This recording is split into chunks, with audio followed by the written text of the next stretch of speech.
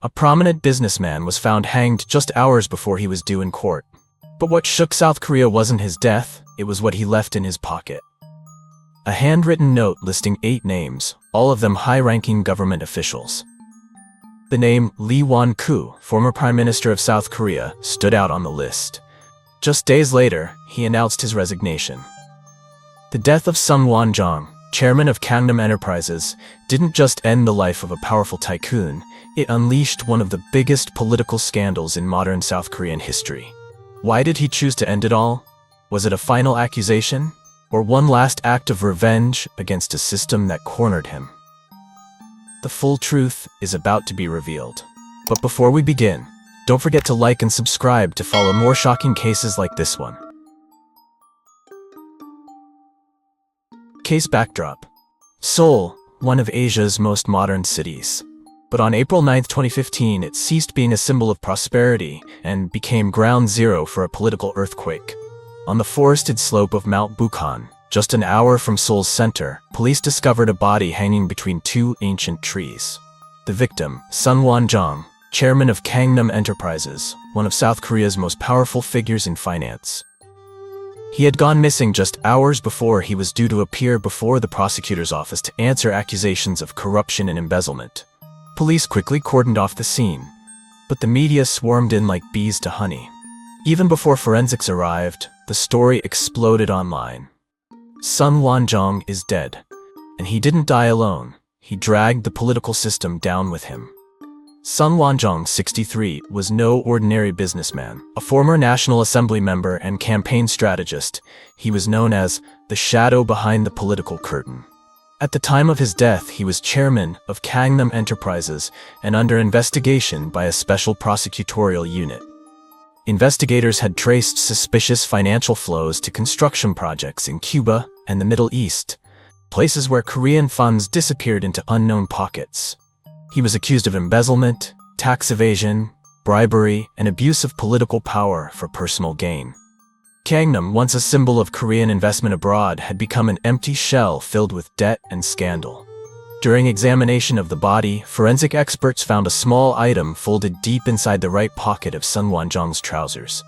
It was a crumpled note, damp with Mountain Dew, but its contents had the power to shake a nation. 8 names. Everyone a senior, sitting politician.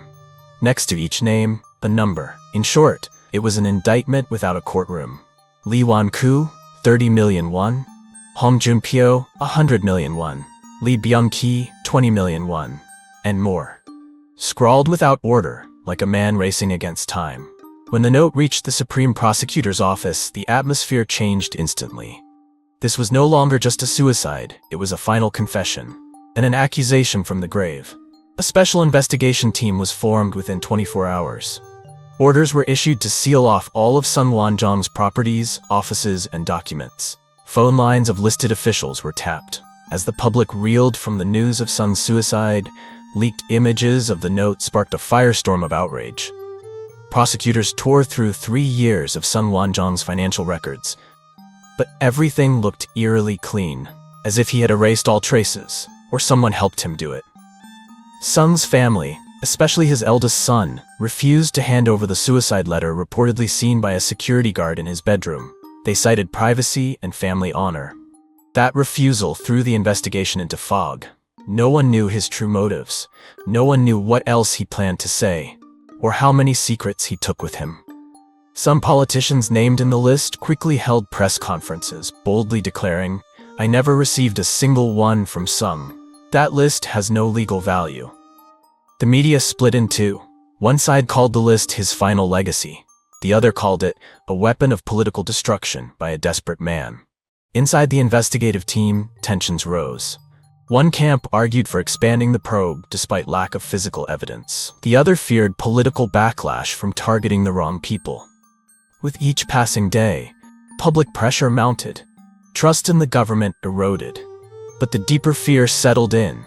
Was the truth being buried once again? Of the 8 names on the list, 2 quickly became the focus of a deeper probe. Not only were the bribes unusually high, but the circumstantial evidence pointed to strong links with Sung Wan-jong.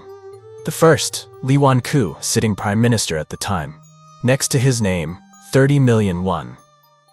Not a massive sum, but the timing matched perfectly with the 2013 National Assembly by-election campaign, an event criticized for its unusually fast and discreet funding. Preliminary investigations revealed that during the 3 months before the election, Lee had multiple secret meetings with businessmen, including Sung Wan-jong. They had no official ties, yet they were frequently seen at the same unannounced events. Leaked internal documents from Gangnam Enterprises revealed the initials LWK in Chairman Sung's personal expenditure log with a note beside it, hand-delivered, 3 installments. The second person singled out was Hong Jun-pyo, then governor of South Gyeongsang Province. Next to his name on the list, 100 million won. It was the largest amount on the entire list, also the only one underlined in red ink. In 2011, Hong held a senior position in the ruling party. At that time, Gangnam was selected as the main contractor for several major provincial projects. The investigation revealed the contracts were approved unusually fast, bypassing typical bureaucratic layers. A former Gangnam employee testified in a closed hearing that he once saw a suitcase of cash delivered to the governor's office just days before the contracts were signed. While there were no photos or video evidence, the testimony matched a note in Sung's financial notebook. 100 GP, urgent. Unlike the others on the list, both Lee Wan-koo and Hong Jun-pyo shared one thing in common: positions powerful enough to grant direct favors to Gangnam. The others, although high-ranking, were not directly tied to any specific project chain. After filtering through data, tracking financial trails, and cross-checking witness testimonies, the investigation team concluded Lee and Hong were the primary suspects. Not only were they named, but the money flow pointed to them directly. The probe widened. One by one, the remaining names on Sung's death list were summoned for questioning. But after rounds of interrogations, financial analyses, and asset tracing, prosecutors announced no concrete evidence was found to charge the 6 others. The announcement came in a short press briefing, but its consequences echoed for weeks. The media dubbed it a political escape hatch, while the public called it silence crafted by power. Among those cleared was Roh Jae-pyong, the brother of late President Roh Moo-hyun. He was suspected of receiving a large cash sum from Sung Wan-jong, but prosecutors said there was not enough evidence to indict. Immediately after, the opposition party NPA'd, New Politics Alliance for Democracy, held an emergency press conference, accusing there is clear evidence of a cover-up.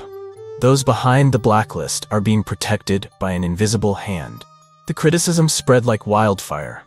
Independent lawmakers demanded the formation of a special investigative committee outside the control of the government or Ministry of Justice. But the proposal met fierce resistance from the ruling party. As the political storm escalated, the names Lee Wan-koo and Hong Jun-pyo remained firmly in the spotlight. Prosecutors confirmed formal indictments were being prepared for both men and would be announced within weeks. But political pressure began to suspiciously delay the process. Sung Wan-jong's family stayed silent. They refused to release his suicide letter, the very document believed to contain further revelations about ties with those listed. Police admitted they had no legal power to seize the letter without the family's consent. That simple limitation blocked one of the investigation's most crucial leads. From here, the case took a new turn. No longer a suicide probe, prosecutors began reconstructing a hidden web of transactions between business moguls and politicians. The crime wasn't in the rope around Sung's neck. It was in the envelopes without receipts, meetings without records, and handshakes behind closed doors.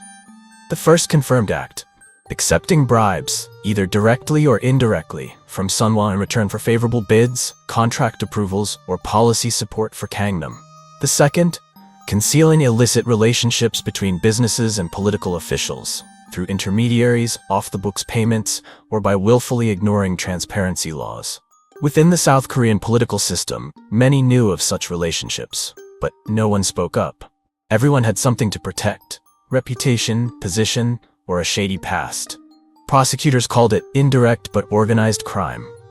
No one murdered Sung Wan-jong, but many drove him to the edge, leaving silence as his only way out. From a legal standpoint, the case was no longer a simple suicide. It had evolved into a systemic corruption case, where each name in the list represented a cog in a machine built on dirty power. And while no direct killer could be charged, the indirect culprits, those who took the money and stayed silent, were being exposed under the harsh light of justice. Still, the biggest question remained unanswered. Why did Sung Wan-jong take his own life?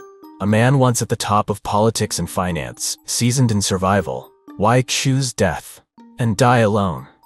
Delving into his financial records and personal journal revealed a chilling scenario. He wasn't just desperate from the investigation. He felt betrayed by those he once empowered.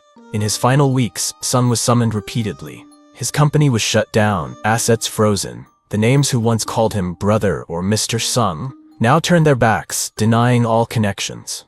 Perhaps that's why he wrote the list. Not to plead for help, but to expose those who once sat at his table and fled when the fire reached their feet. To those close to him, that note was his last testimony. To prosecutors, it was desperate evidence. But to politicians, it was an untamable bomb, revealing truths everyone knew but no one dared to speak. Under immense pressure from the public, media, and even within the government, Lee Wan-koo's old images, once behind podiums as prime minister, now only appeared in news reports with a red caption, "Suspected of bribery, tied to Sung Wan-jong's blacklist scandal." Just 66 days after taking office, Lee Wan-koo submitted his resignation. No press conference, no lengthy statement. Just one cold line delivered by his spokesperson, "For the honor of the nation." But that honor had already crumbled. Meanwhile, Hong Jun-pyo, governor of South Gyeongsang, was officially indicted for bribery. Prosecutors presented suspicious money trails, witness testimonies, and entries from Sung Wan-jong's handwritten notes. Hong denied everything, but the case file was sent to court. His name immediately hit front pages with headlines like, "A governor, a suitcase of cash, and a no-way-back investigation." Yet public outrage wasn't just about the two men named. Fury erupted over the 6 others on the death list, who were neither charged nor clearly cleared. Prosecutors declared, "There's insufficient evidence." A simple phrase that felt like ice water poured over millions hoping for justice. Commentators called it an interrupted political purge. The opposition declared, this wasn't an investigation, it was a selection. Protesters filled the streets, holding signs that read, "If justice isn't fair, it's just a weapon of the powerful." After a year of questioning, televised hearings, and legal sparring, the court finally ruled. Lee Wan-koo, not guilty. The reason? Lack of concrete evidence. No direct witnesses, no financial transactions, no clear proof, just a name on a dead man's note. Officially, he was cleared. But in reality, he never returned to politics. TV stations stopped covering him. Newspapers dropped his name from headlines. His political career ended in silence, like an unspoken verdict. Hong Jun-pyo, in a separate trial, was also found not guilty. But the verdict didn't restore his reputation. He was quickly entangled in other scandals. Not a single person on the blacklist was sentenced to prison. The entire case closed in eerily cold silence. Public anger surged. Social organizations accused the judiciary of being an untouchable fortress, protecting the elite. The blacklist became known as the forgotten suicide note buried in the drawer of power. The political shock didn't end with a verdict. It rippled through society. President Park Geun-hye's credibility began to collapse, not for what she did, but for what she couldn't control. Universities, journalists, NGOs, and especially the youth began to speak out. A wave of reform demands surged. Calls for political transparency, independent oversight, and limits on shadowy interest groups. Public forums titled "After the Blacklist" were held nationwide. A new generation, no longer trusting podium speeches, began seeking the truth behind political curtains. The Sung Wan-jong case became a national symbol of corrupted power. It wasn't just about one dead man. It was a warning bell for a system where money, politics, and business fused into an unbreakable alliance. Legal scholars called it a silent precedent, where no one was punished, but everyone stood guilty in the eyes of the people. The public had another name for it, a case where no one was murdered, but an entire nation was wounded.